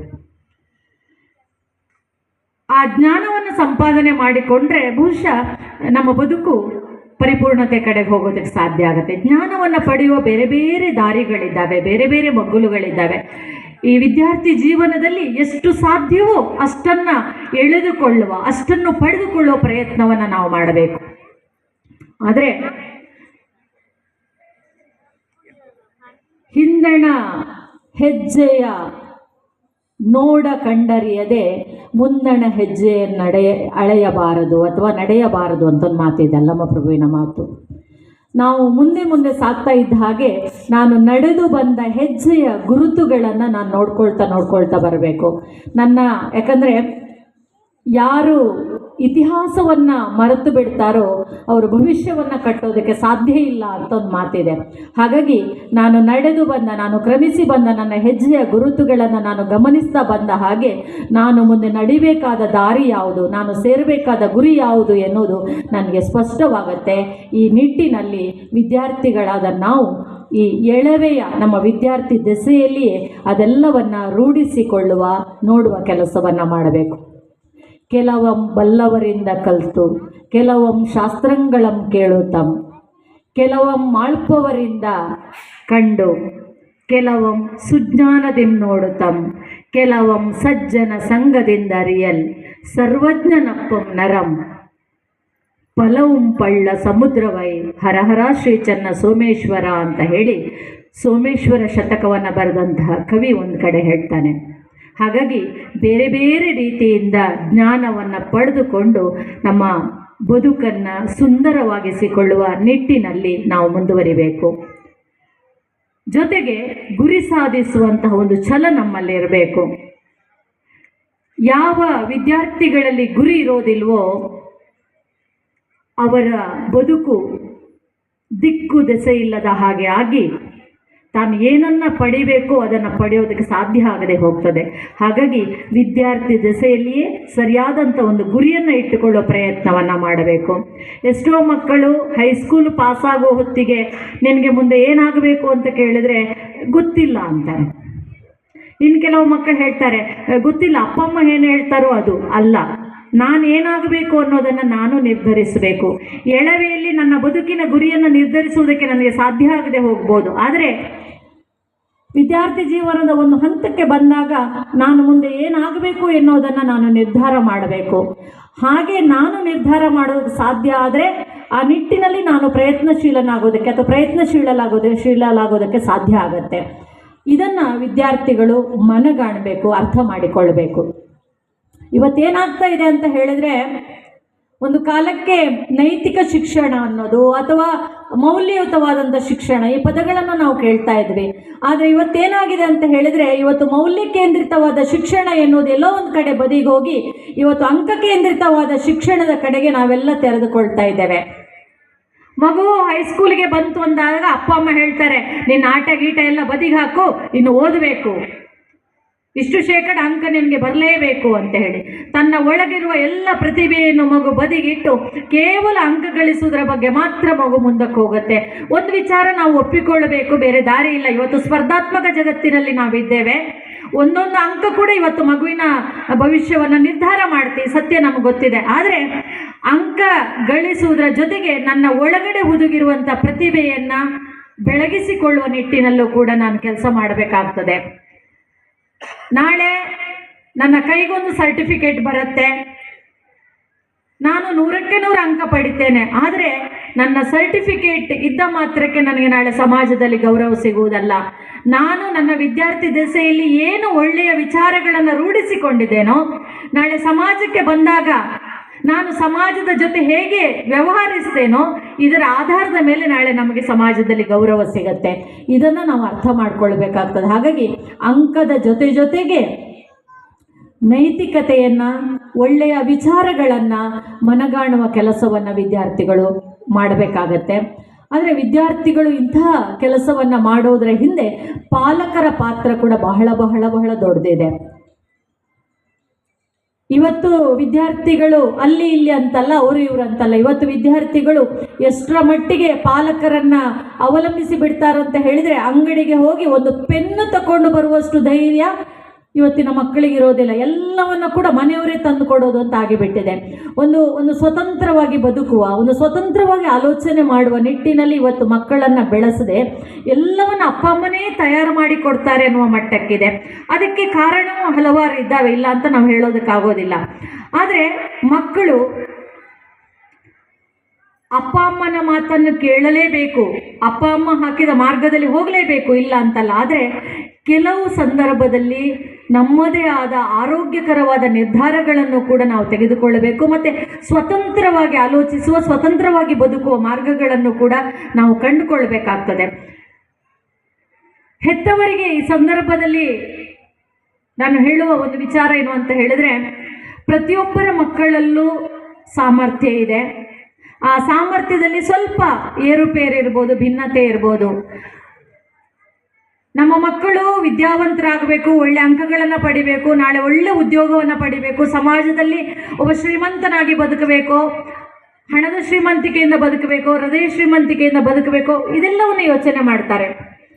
ಆದರೆ ನಮ್ಮ ಮಕ್ಕಳಲ್ಲಿರುವ ಸಾಮರ್ಥ್ಯ ಏನಿದೆ, ಶಕ್ತಿ ಏನಿದೆ, ಅದನ್ನು ಮೊದಲು ನಾವು ಅರ್ಥ ಮಾಡಿಕೊಳ್ಬೇಕು. ನಮ್ಮ ಮಕ್ಕಳನ್ನು ನಾವು ಭಯಭೀತರನ್ನಾಗಿಸ್ತಾ, ಅಪ್ಪ ಅಮ್ಮನನ್ನ ಕಂಡ್ರೆ ವೈರಾಗ್ಯ ಬರುವ ಹಾಗೆ, ಇವರ ಸಹವಾಸವೇ ಬೇಡಪ್ಪ ಅನ್ನುವ ಹಾಗೆ ನಾವು ಮಕ್ಕಳನ್ನು ಬೆಳೆಸೋದಕ್ಕೂ ಕೂಡ ಸಾಧ್ಯ ಆಗೋದಿಲ್ಲ. ನಾನು ಯಾಕೆ ಈ ಮಾತನ್ನು ಹೇಳ್ತಾ ಇದ್ದೇನೆ ಅಂದರೆ, ಸುಮಾರು ಒಂದು 8 ವರ್ಷದ ಹಿಂದೆ ನನ್ನ ಕಾಲೇಜಿನ ವಿದ್ಯಾರ್ಥಿಯೊಬ್ಬಳು, ಅವರಿಗೆ ಮಧ್ಯಾವಧಿ ರಜೆ ಸಿಕ್ಕಿತ್ತು. ಎಲ್ಲ ಮಕ್ಕಳು ಊರಿಗೆ ಹೋಗೋದಕ್ಕೆ ಬಹಳ ಸಂಭ್ರಮಿಸ್ತಾ ಇದ್ರು. ಆದರೆ ಒಬ್ಬಳು ವಿದ್ಯಾರ್ಥಿನಿ ನನ್ನ ಬಳಿ ಬಂದು, ಅಯ್ಯೋ ಯಾಕಾಗಿ ರಜೆ ಸಿಗ್ತೇನೋ ಅಂತ ಅಂದ್ಲು. ನನಗೆ ಬಹಳ ಆಶ್ಚರ್ಯ ಆಯಿತು, ಇಂಥ ಮಕ್ಕಳು ಇದ್ದಾರ, ಯಾಕಮ್ಮ ಹೀಗೆ ಹೇಳ್ತಾ ಇದೆಯಾ ಕೇಳಿದಾಗ, ಮೇಡಮ್ ನಂಗೆ ಊರಿಗೆ ಹೋಗ್ಲಿಕ್ಕೆ ಇಷ್ಟ ಇಲ್ಲ, ನಂಗೆ ಮನೆಗೆ ಹೋಗ್ಲಿಕ್ಕೆ ಇಷ್ಟ ಇಲ್ಲ ಅಂದ್ಲು. ಯಾಕೆ ಅಂತ ಕೇಳಿದೆ. ನೋಡಿ, ಮಕ್ಕಳನ್ನು ನಾವು ಅರ್ಥ ಮಾಡ್ಕೊಳ್ಬೇಕು ಅನ್ನೋದಕ್ಕೆ. SLC ಮುಗಿಸಿ PUC ಅವಳಿಗೆ ಅಡ್ಮಿಷನ್ ಮಾಡಿಸುವಾಗ ಅವಳ ಅಪ್ಪ ಅಮ್ಮ ಹೇಳಿದ್ರಂತೆ, ನಿನ್ನನ್ನು ಇಷ್ಟು ದೂರ ತಂದು ಈ ಸಂಸ್ಥೆಯಲ್ಲಿ ಸೇರಿಸಿದ್ದೇವೆ, ಒಳ್ಳೆ ಅಂಕ ಬರಬೇಕು, 95% ಮೇಲೆ ಬರಬೇಕು, ಎಲ್ಲಾದರೂ 1 ಮಾರ್ಕ್ ಕಮ್ಮಿ ಬಂದರೆ ನಿನ್ನನ್ನು ಮನೆಗೆ ಸೇರಿಸ್ಕೊಳ್ಳೋದಿಲ್ಲ ಅಂತ ಹೇಳಿಬಿಟ್ಟಿದ್ದಾರೆ. ಪಾಪ ಆ ಹುಡುಗಿಗೆ SLC ಮುಗಿಸಿ PUC ಬಂದ ಆ ಹುಡುಗಿಗೆ ಆಗಲಿಲ್ಲ. ಅವಳಿಗೆ ಮನೆಯವರು ನಿರೀಕ್ಷೆ ಮಾಡಿದಷ್ಟು ಅಂಕ ಪಡೀಲಿಕ್ಕೆ ಅವಳಿಗೆ ಆಗಲಿಲ್ಲ. ಮನೆಯವರ ಭಯ, ನಿನ್ನನ್ನು ಮನೆಯೊಳಗೆ ಸೇರಿಸ್ಕೊಳ್ಳೋದಿಲ್ಲ. ನೋಡಿ, ಅವಳಿಗೆ ಎಲ್ಲಿವರೆಗೆ ಅವಳು ತೀರ್ಮಾನ ಮಾಡಿದ್ಲಂದರೆ, ನಾನು ರಜೆ ಸಿಕ್ಕಿದ್ರೆ ಮನೆಗೆ ಹೋಗೋದು ಬೇಡ, ನಾನು ಹಾಸ್ಟೆಲಲ್ಲಿ ಇದ್ದು ಬಿಡ್ತೇನೆ. ನೋಡಿ, ಈ ಮಟ್ಟಕ್ಕೆ ನಮ್ಮ ಮಕ್ಕಳು ಬರಬಾರ್ದು. ನಾನು ಹೇಳಿದೆ, ನೀನು ಧೈರ್ಯವಾಗಿ ಹೋಗು ಮಗಳೇ, ಮನೆಯವರನ್ನ ಸಮಾಧಾನ ಪಡಿಸು, ನನಗೆ ಈ ಸರಿ ಆಗಲಿಲ್ಲ, ಮುಂದಿನ ಸಲಕ್ಕೆ ನಾನು ಚೆನ್ನಾಗಿ ಮಾರ್ಕ್ಸ್ ತೆಗಿತೇನೆ ಅಂತ ಹೇಳು. ಇಲ್ಲ ಮೇಡಮ್, ನಮ್ಮ ಅಪ್ಪ ಅಮ್ಮ ಒಪ್ಪಿಕೊಳ್ಳೋದಿಲ್ಲ, ಅವ್ರು ಇಷ್ಟ ಅಂಕ ಬರಲೇಬೇಕು ಅಂತ ಹೇಳಿದ್ದಾರೆ, ಮನೆಯೊಳಗೆ ಸೇರಿಸ್ಕೊಳ್ಳಲ್ಲ ಅಂತ ಹೇಳಿದ್ದಾರೆ. ತುಂಬ ನೋವಾಯಿತು. ಆಮೇಲೆ ನಾನು ಮತ್ತೊಂದು ಮಾತು ಹೇಳಿದೆ, ನೋಡಮ್ಮ ನೀನು ಹೋಗು, ಸೇರಿಸ್ಕೊಳ್ಳಿಲ್ಲ ಅಂದರೆ ನೀನು ನಿನ್ನ ಅಮ್ಮನಿಗೊಂದು ಪ್ರಶ್ನೆ ಕೇಳು, ಅಮ್ಮ ನೀವು PUC ಯಲ್ಲಿರುವಾಗ ಎಷ್ಟು ಅಂಕ ಪಡೆದಿದ್ದೀರಿ ಅಂತ ಕೇಳು, ಏನಾಗತ್ತೆ ನೋಡೋಣ. ಕೊನೆಗೆ ಅವಳು ಏನೋ ಮನಸ್ಸಿಲ್ಲದ ಮನಸ್ಸಿನಿಂದ ಹೋದ್ಲು ಊರಿಗೆ. ನಾನು ಯಾಕೆ ಈ ಮಾತನ್ನು ಹೇಳೋದು ಅಂದರೆ, ನಮ್ಮ ಮಕ್ಕಳ ಸಾಮರ್ಥ್ಯವನ್ನು ನಾವು ಅರ್ಥ ಮಾಡಿಕೊಂಡು, ನೀನು ವೈದ್ಯೇ ಆಗಬೇಕು, ನೀನು ಇಂಜಿನಿಯರೇ ಆಗಬೇಕು, ಅದು ಬಿಟ್ಟರೆ ಈ ಪ್ರಪಂಚದಲ್ಲಿ ನಿನಗೆ ಬೇರೆ ಏನೂ ಇಲ್ಲ, ಬದುಕುವುದಕ್ಕೆ ನೂರಾರು ದಾರಿಗಳಿದ್ದಾವೆ.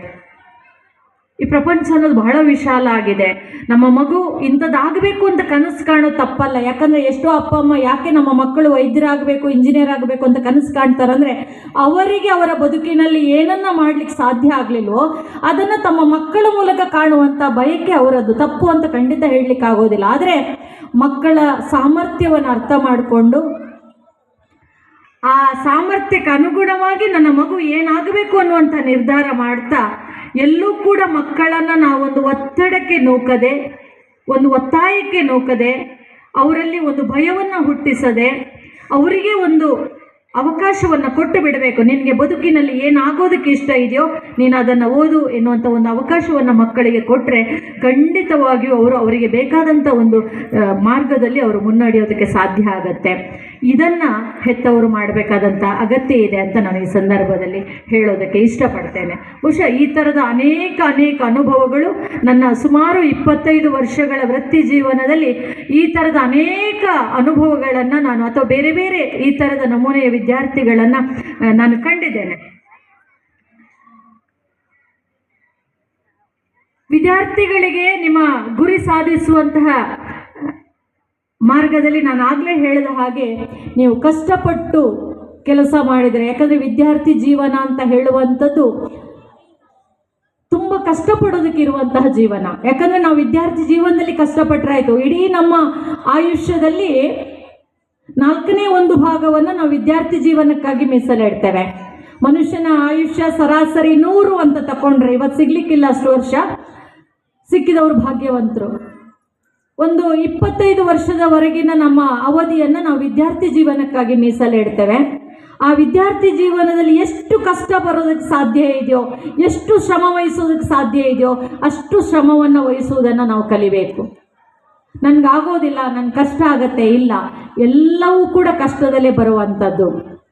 1 ಅಡಿಯಷ್ಟನ್ನು 10 ಅಡಿ ತೋಡಿ ಬರಲಿಲ್ಲ ನೀರು ಅನ್ನಬೇಡ, 10 ಅಡಿಯಷ್ಟನ್ನು 1 ಅಡಿ ತೋಡೆ ಚಿಮ್ಮುವುದುದಕವ ನೋಡ ಅಂತ ಒಂದು ಮಾತಿದೆ.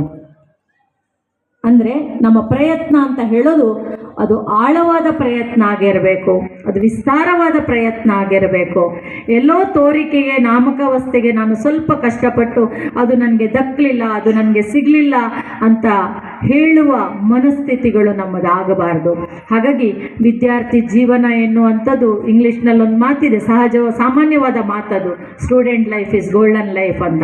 ಬಹುಶಃ ಆ ಸುವರ್ಣ ಜೀವನವನ್ನಾಗಿ ಮಾಡಿಕೊಳ್ಳುವಂತಹ ಒಂದು ಹೊಣೆಗಾರಿಕೆ ಅದು ನಮ್ಮ ಕೈಯಲ್ಲಿರೋದು. ನಾವು ವಿದ್ಯಾರ್ಥಿ ಜೀವನವನ್ನು ಹೇಗೆ ಸ್ವೀಕರಿಸ್ತೇವೋ ಹಾಗೆ ಅದಾಗೋದಕ್ಕೆ ಸಾಧ್ಯ ಆಗತ್ತೆ. ಹಾಗಾಗಿ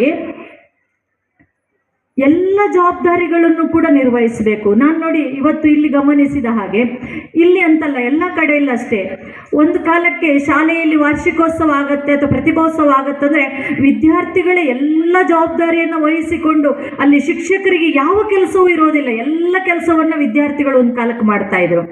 ಆದರೆ ಇವತ್ತು ವಿದ್ಯಾರ್ಥಿಗಳಿಗೆ ಆ ಭಾರವನ್ನು ಕೊಡದೆ ಎಲ್ಲ ಕೆಲಸವನ್ನು ಶಿಕ್ಷಕರು, ವಿದ್ಯಾರ್ಥಿಗಳನ್ನು ಸ್ವಲ್ಪ ಮಟ್ಟಿಗೆ ಸೇರಿಸಿಕೊಂಡು ಶಿಕ್ಷಕರು ಆ ಕೆಲಸ ಮಾಡ್ತಾರೆ. ಅಂದರೆ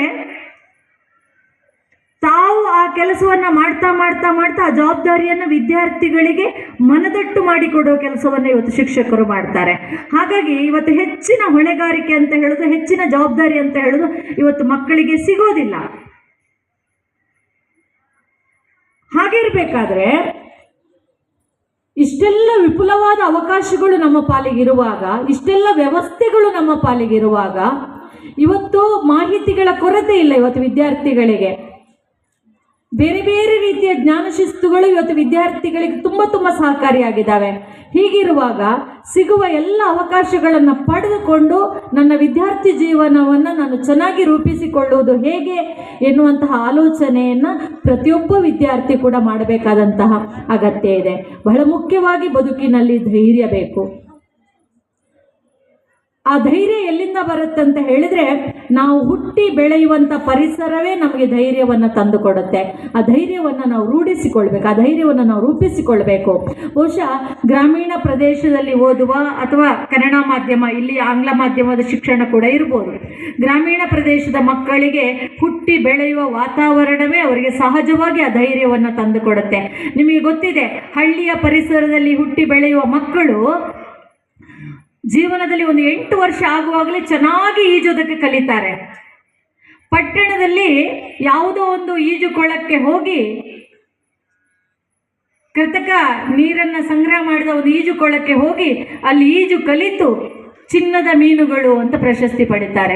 ಆದರೆ ಹಳ್ಳಿಯ ಮಕ್ಕಳಿಗೆ ಸಹಜವಾಗಿ ಅವರು ಈಜನ್ನು ಕಲ್ತಿರ್ತಾರೆ. ಯಾಕಂತ ಹೇಳಿದರೆ ಅವರಿಗೆ ಈಜು ಕಲಿಯುವುದು ಅನಿವಾರ್ಯ ಆಗಿರುತ್ತೆ. ಹಳ್ಳಿಯಲ್ಲಿ ಜೋರು ನೆರೆ ಬಂದಾಗ ಈ ಕಡೆಯಿಂದ ಆ ಕಡೆ ಹೊಳೆ ದಾಟಬೇಕಾದಾಗ ಹೊಳೆ ದಾಟೋದಕ್ಕೆ ಬೇರೆ ದಾರಿ ಇಲ್ಲದಾಗ ಹಳ್ಳಿಯ ಮಕ್ಕಳಲ್ಲಿ ಈಜನ್ನು ಸಹಜವಾಗಿ ಕಲಿತಾ ಇದ್ರು.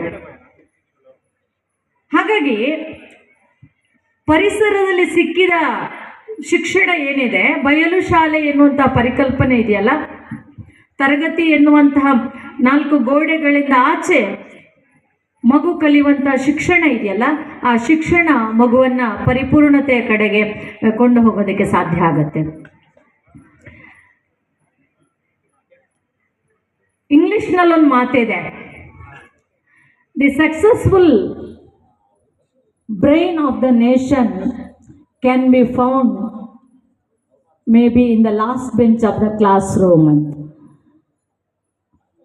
ಇವತ್ತು ತರಗತಿಯಲ್ಲಿ ಲಾಸ್ಟ್ ಬೆಂಚು ಮುಂದೆ ಬೆಂಚು ಎನ್ನುವ ಯಾವುದೇ ವ್ಯತ್ಯಾಸಗಳಿಲ್ಲ. ಆದರೆ ಒಂದು 30-40 ವರ್ಷದ ಹಿಂದಕ್ಕೆ ಹೋದರೆ ತರಗತಿಯಲ್ಲಿ ಕೊನೆಯ ಬೆಂಚಿನ ವಿದ್ಯಾರ್ಥಿಗಳನ್ನು ಮೇಷ್ಟ್ರುಗಳು ಪರಿಗಣಿಸ್ತಾ ಇದ್ದ ಕ್ರಮವೇ ಬೇರೆ. ಶಾಲೆಗೆ ಸೇರುವ ವಯಸ್ಸಿಗೆ ಸೇರದೆ ಒಂದಿಷ್ಟು ವರ್ಷ ತಡವಾಗಿ ಒಂದು ಕ್ಲಾಸಲ್ಲಿ 1 ವರ್ಷವೋ 2 ವರ್ಷವೋ 3 ವರ್ಷವೋ ಕೂತು ಆಮೇಲೆ ಇನ್ನೊಂದು ಕ್ಲಾಸಿಗೆ ಹೋಗಿ, ಪಾಪ ಅವರಿಗೆ ಅವತ್ತು ಕೊನೆಯ ಬೆಂಚು. ಆ ಕೊನೆಯ ಬೆಂಚಿನ ವಿದ್ಯಾರ್ಥಿಗಳು ಪಾಠ ಕೇಳುವುದಲ್ಲಿ ಸ್ವಲ್ಪ ಹಿಂದೆ ಇದ್ದರೂ ಕೂಡ ಅವರು ಬಹಳ ದೊಡ್ಡ ಸಮಾಜ ಸೇವಕರು. ನಮ್ಮ ಒಬ್ಬರು ಮೇಷ್ಟ್ರು ಯಾವತ್ತೂ ಹೇಳ್ತಾ ಇದ್ರು ನಮ್ಮ ಕ್ಲಾಸಲ್ಲಿ ಕೊನೆಯ ಬೆಂಚಿನ ಹುಡುಗರನ್ನು ಉದ್ದೇಶಿಸಿ, ಹಿಂದಿನ ಬೆಂಚಿನ ಹುಡುಗರು ನಾವು, ನಮಗಿನ್ನಾರ ಭಯವಿಲ್ಲ, ಆಟದ ಬಯಲು ನಾವೇ ಹಿರಿಯರು, ಹನುಮಂತನ ಕುಲದವರು ನಾವೆಲ್ಲ. ಇವತ್ತು ಆ ಬೆಂಚುಗಳ ವ್ಯತ್ಯಾಸ ಇಲ್ಲ. ಯಾಕಂದರೆ ಇವತ್ತೆಲ್ಲ ಒಂದೇ ವಯಸ್ಸಿನ ಮಕ್ಕಳು ಸಾಮಾನ್ಯವಾಗಿ ಒಂದು ಕ್ಲಾಸಲ್ಲಿ ಇರ್ತಾರೆ. ಆದರೆ ಪಠ್ಯದಲ್ಲಿ ಹಿಂದುಳಿದೇವೆ ಅಂತ ಹೇಳುವ ಮಕ್ಕಳು ನಾಳೆ ಬದುಕಿನಲ್ಲಿ ಮುಂದೆ ಹೋಗ್ತಾರೆ. ಅಂದರೆ ಜೀವನದ ಪಾಠ ಅಂತ ಹೇಳೋದು ಬಹಳ ಮುಖ್ಯ ಅಂತ ನಾನು ಭಾವಿಸಿಕೊಳ್ತೇನೆ. ನಾವು ಗಳಿಸುವ ಅಂಕದಲ್ಲಿ ಒಂದು ಸ್ವಲ್ಪ ಆಚೆ ಈಚೆ ಆದರೂ ಕೂಡ, ತರಗತಿಯ ಪರೀಕ್ಷೆಯಲ್ಲಿ ನಾವು ಅನುತ್ತೀರ್ಣರಾದರೂ ಕೂಡ, ನಾವು ಹಿಂದೆ ಬಿದ್ದರೂ ಕೂಡ, ಬದುಕಿನ ಪರೀಕ್ಷೆಯಲ್ಲಿ ಗೆಲ್ಲಬೇಕಾದಂತಹ ಅಗತ್ಯ ನಮ್ಮ ಪಾಲಿಗಿದೆ. ನಾವು ಬದುಕಿನ ಪರೀಕ್ಷೆಯಲ್ಲಿ ನಾವೆಲ್ಲರೂ ಗೆಲ್ಲೇಬೇಕಾಗಿದೆ. ಹಾಗಾಗಿ ನಾವು ಇವತ್ತು ತರಗತಿಯಲ್ಲಿ ತಯಾರು ಮಾಡ್ತಾ ಇರುವಂಥ ಪರೀಕ್ಷೆ ಏನಿದೆ, ಅದು ಮುಂದೊಂದು ದಿನ ಬದುಕಿನ ಪರೀಕ್ಷೆಯನ್ನು ಎದುರಿಸುವುದಕ್ಕೆ ಎನ್ನುವಂಥದ್ದನ್ನು ವಿದ್ಯಾರ್ಥಿಗಳು ಅರ್ಥ ಮಾಡ್ಕೊಳ್ಬೇಕು. ಇಲ್ಲಿ ಈ ಪರೀಕ್ಷೆಯನ್ನು ಚೆನ್ನಾಗಿ ಎದುರಿಸಿದರೆ ನಾಳೆ ಬದುಕಿನ ಪರೀಕ್ಷೆ ಚೆನ್ನಾಗಾಗತ್ತೆ. ಕೇವಲ ಅಂಕದ ಹಿನ್ನೆಲೆಯಲ್ಲಿ ಮಾತ್ರ ನಾನು ಮಾತಾಡ್ತಾ ಇಲ್ಲ. ಎಲ್ಲವೂ ನನ್ನ ಪರಿಪೂರ್ಣ ಬದುಕಿಗೆ ಏನು ಬೇಕೋ, ಒಬ್ಬ ಒಳ್ಳೆಯ ನಾಗರಿಕನಾಗಿ ಬದುಕುವುದಕ್ಕೆ ಏನು ಬೇಕೋ ಅದೆಲ್ಲವನ್ನು ನಾನು ವಿದ್ಯಾರ್ಥಿ ದೆಸೆಯಲ್ಲೇ ಪಡ್ಕೊಳ್ಳೋದಕ್ಕೆ ಸಾಧ್ಯ ಆದರೆ ಬಹುಶಃ ನನ್ನ ಬದುಕನ್ನು ನಾನೇ ರೂಪಿಸಿಕೊಳ್ತೇನೆ, ನನ್ನ ಬದುಕಿಗೆ ನಾನೇ ಶಿಲ್ಪಿ ಅನ್ನುವಂತಹ ಮಾತಿದೆ. ಒಂದು ಹಂತದವರೆಗೆ ಶಿಕ್ಷಕರು ನಮ್ಮ ಜೊತೆ ಇರ್ತಾರೆ, ಒಂದು ಹಂತದವರೆಗೆ ನಮ್ಮ ಪಾಲಕರು ನಮ್ಮ ಜೊತೆ ಇರ್ತಾರೆ. ಆದರೆ ಶಾಲಾ ಶಿಕ್ಷಣದಿಂದ ಹೊರಗೆ ಬಂದ ಮೇಲೆ ನಾನು ಸಮಾಜದಲ್ಲಿ ಗುರುತಿಸಿಕೊಳ್ಳುವಾಗ ಯಾರೂ ನಮ್ಮ ಜೊತೆ ಇರೋದಿಲ್ಲ. ನಾನು ಒಳ್ಳೆಯ ಮಾರ್ಗದಲ್ಲಿ ನಡೆದ್ರೆ ಖುಷಿ ಪಡ್ತಾರೆ, ಹೊಗಳ್ತಾರೆ. ನಾನು ಕೆಟ್ಟ ದಾರಿಯಲ್ಲಿ ಹೋದರೆ ಸಮಾಜ ಬೆರಳು ಮಾಡಿ ತೋರಿಸುತ್ತೆ. ಹಾಗಾಗಿ ಎಷ್ಟು ಬಯಸಿಕೊಳ್ಳಕ್ಕಾಗತ್ತೋ ವಿದ್ಯಾರ್ಥಿ ಜೀವನದಲ್ಲಿ ಬಯಸ್ಕೊಳ್ಬೇಕು. ಒಂದು ಕಾಲಕ್ಕೆ ಸಿಗ್ತಾ ಇದ್ದಂಥ ಕಠಿಣ ಶಿಕ್ಷೆಗಳು ಇವತ್ತಿನ ವಿದ್ಯಾರ್ಥಿಗಳಿಗಿಲ್ಲ, ಇರಬಾರ್ದು ಕೂಡ. ಶಿಕ್ಷೆಯಿಂದಲೇ ಶಿಕ್ಷಣ ಅಂತಲ್ಲ, ಆದರೆ ವಿದ್ಯಾರ್ಥಿಗಳಿಗೆ ಒಂದೋ ಹೆತ್ತವರ ಭಯ ಇರಬೇಕು, ಇಲ್ಲ ಶಿಕ್ಷಕರ ಭಯ ಇರಬೇಕು. ಇದ್ಯಾವುದೂ ಇಲ್ಲ ಅಂದರೆ ನನಗೆ ನನ್ನ ಬಗ್ಗೆ ಭಯ ಇರಬೇಕು. ಇವತ್ತು ವಿದ್ಯಾರ್ಥಿಗಳ ಸ್ಥಿತಿ ಏನಾಗಿದೆ ಅಂದರೆ 1, 2, 3 ಮಕ್ಕಳಾಗಿರೋದ್ರಿಂದ ಮನೆಯಲ್ಲಿ ಅಪ್ಪ ಅಮ್ಮ ಕೂಡ ಅತಿ ಮುದ್ದಿನಿಂದ ಬೆಳೆಸ್ತಾರೆ. ಇವತ್ತು ಎಲ್ಲ ಕಾನೂನುಗಳು ಕೂಡ ಮಕ್ಕಳ ಪರವಾಗಿರುವುದರಿಂದ ಇವತ್ತು ಶಾಲೆಯಲ್ಲಿ ಮೇಷ್ಟ್ರುಗಳು ಹೆದರಿಸುವುದು ಬಿಡಿ, ಕಣ್ಣು ಅಗಲ ಮಾಡಿದರೆ ಸಾಕಾಗತ್ತೆ. ಕೆಲವು ಶಾಲೆಗಳಲ್ಲಿ ನಡೆಯುವಂಥ ಕೆಲವು ಸ್ಥಿತಿಗಳನ್ನು ನೋಡುವಾಗ ಅಳಬೇಕಾ ನಗಬೇಕಾ ಅಂತ ಗೊತ್ತಾಗೋದಿಲ್ಲ. ಕಣ್ಣು ದೊಡ್ಡದು ಮಾಡಿದರೆ ಸಾಕಾಗತ್ತೆ. ಆ ಮಗು ಹೇಳುತ್ತೆ, ಮಿಸ್ ನೀವ್ಯಾಕೆ ಹಾಗೆ ನೋಡ್ತಾ ಇದ್ದೀರಿ? ಹಾಗೆ ನೋಡುವಂಗಿಲ್ಲ. ಯಾರ ಭಯವೂ ಇಲ್ಲದೆ ಒಂದು ಹಂತದವರೆಗೆ ನಮಗೆ ಭಯ ಬೇಕು. ಆ ಭಯ ನಮ್ಮನ್ನು ಮುನ್ನಡೆಸ್ತದೆ. ಹಾಗಾಗಿ ಅಪ್ಪ ಅಮ್ಮ ಬೈದರೆ ಕೋಪ ಮಾಡ್ಕೊಳ್ಬಾರ್ದು, ಖುಷಿ ಪಡಬೇಕು. ಯಾಕಂದರೆ ನನ್ನಲ್ಲಿ ಏನೋ ತಪ್ಪಿದೆ, ನನ್ನ ತಪ್ಪನ್ನು ತಿದ್ದಿ ಕೊಡ್ತಾ ಇದ್ದಾರೆ ಅಪ್ಪ ಅಮ್ಮ ಅಂತ ನಾವು ಖುಷಿ ಪಡಬೇಕು. ಶಾಲೆಯಲ್ಲಿ ಶಿಕ್ಷಕರು ನಮಗೆ ಬೈದರೆ ನಾನೇನೋ ತಪ್ಪು ಮಾಡ್ತಾ ಇದ್ದೇನೆ, ಹಾಗಾಗಿ ನನ್ನನ್ನು ಸರಿದಾರಿಗೆ ತರ್ತಾ ಇದ್ದಾರೆ, ಈ ಆಲೋಚನೆಯನ್ನು ವಿದ್ಯಾರ್ಥಿಗಳು ಮಾಡಬೇಕಾಗತ್ತೆ. ಯಾಕಂದ್ರೆ ಇದನ್ನು ಬಿಟ್ಟರೆ ನಾಳೆ ನಮ್ಮನ್ನು ಕರೆದು ಬುದ್ಧಿ ಹೇಳೋರು ಯಾರೂ ಇಲ್ಲ. ಹಾಗೆ ಬುದ್ಧಿ ಹೇಳಿದರೆ ನಾವು ಕೇಳಿಕೊಳ್ಳೋರು ಅಲ್ಲ. ಹಾಗಾಗಿ ಎಲ್ಲಿ ಸಾಧ್ಯ ಇದೆಯೋ ಅಲ್ಲೆಲ್ಲ ಬುದ್ಧಿ ಹೇಳಿಸ್ಕೊಳ್ತಾ ನಮ್ಮನ್ನು ನಾವು ತಿದ್ದಿಕೊಳ್ತಾ, ಶಿಕ್ಷಕರು ಮತ್ತು ಪಾಲಕರು ನಮ್ಮ ಪಾಲಿನ ದೇವರುಗಳು ಅಂತ ನಾವು ಭಾವಿಸಿಕೊಳ್ಳೋದು ಸಾಧ್ಯ. ಆದರೆ ಯಾವ ಪಾಲಕರು ಕೂಡ ಮಕ್ಕಳಿಂದ ಏನನ್ನು ನಿರೀಕ್ಷೆ ಮಾಡೋದಿಲ್ಲ. ಇದು ಮಕ್ಕಳಿಗೆ ಗೊತ್ತಿರಬೇಕು. ಪ್ರತಿಯೊಬ್ಬ ಅಪ್ಪ ಅಮ್ಮ ಕೂಡ ಬಯಸುವುದೇನಂದರೆ ನನ್ನ ಮಗು ನಾಳೆ ಒಬ್ಬ ಒಳ್ಳೆಯ ವಿದ್ಯಾವಂತನಾಗಿ ಸಮಾಜದಲ್ಲಿ ಚೆನ್ನಾಗಿ ಬದುಕಲಿ, ಕೈ ತುಂಬ ಸಂಬಳ ತರಲಿ, ಅವನಿಗೊಂದಿಷ್ಟು ಗೌರವ ಸಿಗಲಿ ಅಂತ ಅಪ್ಪ ಅಮ್ಮ ನಿರೀಕ್ಷೆ ಮಾಡ್ತಾರೆ ಹೊರತು ನಾಳೆ ನನ್ನ ಮಕ್ಕಳು ನನ್ನ ಮುದಿತನದಲ್ಲಿ ನನ್ನನ್ನು ನೋಡ್ಲಿಕ್ಕಾಗ್ತಾರೆ ಅಂತ ಯಾವ ಅಪ್ಪ ಅಮ್ಮ ಕೂಡ ಬಯಸುವುದಿಲ್ಲ. ಇದು ನಮಗೆ ಗೊತ್ತಿರಬೇಕು. ಆದರೆ ಅಪ್ಪ ಅಮ್ಮ ನಿರೀಕ್ಷೆ ಮಾಡುವುದಿಲ್ಲ ಅನ್ನೋ ಕಾರಣಕ್ಕೋಸ್ಕರ ನಮಗೆ ಯಾವುದು ಜವಾಬ್ದಾರಿ ಇಲ್ಲ ಅಂತ ನಾವು ಭಾವಿಸಿಕೊಳ್ಳಬಾರ್ದು. ಪ್ರತಿಯೊಬ್ಬ ವಿದ್ಯಾರ್ಥಿಗೂ ಕೂಡ ಮುಂದೆ ಅಪ್ಪ ಅಮ್ಮನ ಜವಾಬ್ದಾರಿಯನ್ನು ನೋಡಿಕೊಳ್ಳುವ, ಅಪ್ಪ ಅಮ್ಮನಿಗೆ ಪ್ರೀತಿ ಕೊಡುವಂಥ ಕೆಲಸವನ್ನು ಪ್ರತಿಯೊಬ್ಬ ವಿದ್ಯಾರ್ಥಿ ಕೂಡ ಅಥವಾ ಪ್ರತಿಯೊಂದು ಮಗುವು ಕೂಡ ಅದನ್ನು ಯೋಚನೆ ಮಾಡಬೇಕಾಗತ್ತೆ. ನೆನ್ಪಿಟ್ಕೊಳ್ಳಿ ಮಕ್ಕಳೇ, ಇವತ್ತು ನಾವು ನಮ್ಮ ಅಪ್ಪ ಅಮ್ಮನನ್ನು ಹೇಗೆ ನೋಡಿಕೊಳ್ತೇವೋ ಹಾಗೆಯೇ ನಾಳೆ ನಮ್ಮ ಮಕ್ಕಳು ನಮ್ಮನ್ನು ನೋಡಿಕೊಳ್ತಾರೆ. ಅರ್ಥ ಆಯ್ತಲ್ಲ? ನಮ್ಮ ಅಪ್ಪ ಅಮ್ಮನನ್ನು ನೋಡ್ಕೊಳ್ಳೋದ್ರಲ್ಲಿ ನಾವು ಸೋತ್ರೆ ನಾಳೆ ನಮ್ಮ ಮಕ್ಕಳು ನಮ್ಮನ್ನು ಖಂಡಿತವಾಗಿ ನೋಡಿಕೊಳ್ಳೋದಿಲ್ಲ, ಖಂಡಿತ ನಮ್ಮ ಬಗ್ಗೆ ಯಾವುದೇ ಪ್ರೀತಿ ವಿಶ್ವಾಸವನ್ನು ಅವ್ರು ತೋರಿಸೋದಿಲ್ಲ. ಹಾಗಾಗಿ ಅಪ್ಪ ಅಮ್ಮ ಹಾಕಿಕೊಟ್ಟಂಥ ಸಂಸ್ಕಾರ ಏನಿದೆ, ಅವರು ಕಲಿಸಿಕೊಟ್ಟಂಥ ಒಳ್ಳೆಯ ಸಂಸ್ಕೃತಿ ಏನಿದೆ, ಅದನ್ನು ನಮ್ಮ ವಿದ್ಯಾರ್ಥಿ ಜೀವನದಲ್ಲಿ ನಾವು ರೂಢಿಸಿಕೊಂಡು ಒಳ್ಳೆಯ ಮಕ್ಕಳಾಗಿ ಬೆಳಿಬೇಕಾಗತ್ತೆ. ಬಹುಶಃ ನನಗೆ ಗೊತ್ತಿಲ್ಲ, ಈ ಸಭೆಯಲ್ಲಿರುವ ವಿದ್ಯಾರ್ಥಿಗಳಲ್ಲಿ ಅದೆಷ್ಟೋ ಮಂದಿ ನಾಳೆ ನಮ್ಮ ದೇಶದ ಯಾವ್ಯಾವುದೋ ದೊಡ್ಡ ದೊಡ್ಡ ವ್ಯಕ್ತಿಗಳಾಗಿ ಮೂಡಿ ಬರ್ಬೋದು. ಯಾಕಂದರೆ ಎಳವೆಯಲ್ಲಿ ಅವ್ರ ಮುಂದೆ ಏನಾಗ್ತಾರೆ ಅನ್ನುವಂಥದ್ದನ್ನು ಇವತ್ತೇ ಅರ್ಥ ಮಾಡಿಕೊಳ್ಳಿಕ್ಕೆ ಆಗೋದಿಲ್ಲ. ನಿಮ್ಮಲ್ಲಿ ದೊಡ್ಡ ದೊಡ್ಡ ವ್ಯಕ್ತಿಗಳಾಗುವ, ಇಡೀ ದೇಶವನ್ನು ಪ್ರತಿನಿಧಿಸುವ, ಈ ಶಾಲೆಗೆ ಕೀರ್ತಿ ತರುವ ವಿದ್ಯಾರ್ಥಿಗಳು ನೀವಿದ್ದೀರಿ. ನಿಮಗೆ ಸಿಕ್ಕಿದ ಅವಕಾಶವನ್ನು ನೀವು ಚೆನ್ನಾಗಿ ಬಳಸಿಕೊಂತ ಹೇಳ್ತಾ, ಇದರ ನಂತರ ವಿನೋದಾವಳಿ ಕ್ರಮಗಳು, ಮನೋರಂಜನೆ ಕಾರ್ಯಕ್ರಮಗಳಿದ್ದಾವೆ, ಗಾನ ಇದೆ ಅಂತಿರು, ಬೇರೆ ಬೇರೆ ನೃತ್ಯ ಇದ್ದಾವೆ ಅಂತ ಹೇಳಿದ್ರು. ಮಕ್ಕಳಿಗೆ ಎಲ್ಲೋ ಒಂದು ಮೂಲೆಯಲ್ಲಿ ಇವರು ಬೇಗ ಮಾತು ಮುಗಿಸ್ಲಿ, ನಮಗೆ ಡ್ಯಾನ್ಸ್ ನೋಡ್ಲಿಕ್ಕಿದೆ, ಯಕ್ಷಗಾನ ನೋಡ್ಲಿಕ್ಕಿದೆ, ಮಕ್ಕಳಿಗೆ ಸಹಜವಾಗಿ ಬರುತ್ತೆ. ಹಾಗಾಗಿ ಹೆಚ್ಚು ಹೊತ್ತು ನಾನು ಮಾತನಾಡೋದಕ್ಕೆ ಇಷ್ಟಪಡೋದಿಲ್ಲ. ನನಗೆ ಇಂತಹ ಒಂದು ಶಾಲೆಯಲ್ಲಿ ಬಂದು ನಿಮ್ಮ ಜೊತೆ ಸ್ವಲ್ಪ ಹೊತ್ತು ನನ್ನ ಆಲೋಚನೆಗಳನ್ನು ಹಂಚಿಕೊಳ್ಳೋದಕ್ಕೆ ಅವಕಾಶ ಮಾಡಿಕೊಟ್ಟಂತಹ ಈ ಶಾಲೆಯ ಪ್ರಾಂಶುಪಾಲರಿಗೆ, ನನ್ನನ್ನು ಇಲ್ಲಿವರೆಗೆ ಬರಮಾಡಿಕೊಂಡಂತಹ ಅರವಿಂದ ಚೊಕ್ಕಾಡಿ ಸರ್ಗೆ, ನನ್ನ ಹೆಸರನ್ನು ಸೂಚಿಸಿದಂತಹ ಚೊಕ್ಕಾಡಿ ಸರ್ ಅವರ ಸಂಗಾತಿ ಪ್ರಮೀಳಾ ಮೇಡಮ್ ಅವ್ರಿಗೂ ನಾನು ಈ ಸಂದರ್ಭದಲ್ಲಿ ಧನ್ಯವಾದವನ್ನು ಹೇಳಬೇಕಾಗತ್ತೆ. ನನ್ನ ಮಾತುಗಳನ್ನು ಬಹಳ ಪ್ರೀತಿಯಿಂದ ಆಲಿಸಿದಂತಹ, ಅಷ್ಟೇ ಮೌನದಿಂದ ಕೂತು ನನ್ನ ಮಾತಿಗೆ ಕಿವಿಯಾದಂತಹ ನಿಮಗೆಲ್ಲರಿಗೂ ನಾನು ವಂದನೆಯನ್ನು ಸಲ್ಲಿಸ್ತಾ, ನಿಮ್ಮೆಲ್ಲರ ಬದುಕು ಉಜ್ವಲವಾಗಲಿ ಮಕ್ಕಳೇ. ನಿಮ್ಮದೇ ಆದ ಅಸ್ಮಿತೆಯನ್ನು ಈ ಸಮಾಜದಲ್ಲಿ ಉಳಿಸ್ಕೊಂಡು ಹೋಗಿ. ಹಿರಿಯರ ಅನುಸರಣೆ ಬೇಕು ನಮಗೆ, ಆದರೆ ಹಿರಿಯರ ಅನುಕರಣೆ ಬೇಡ.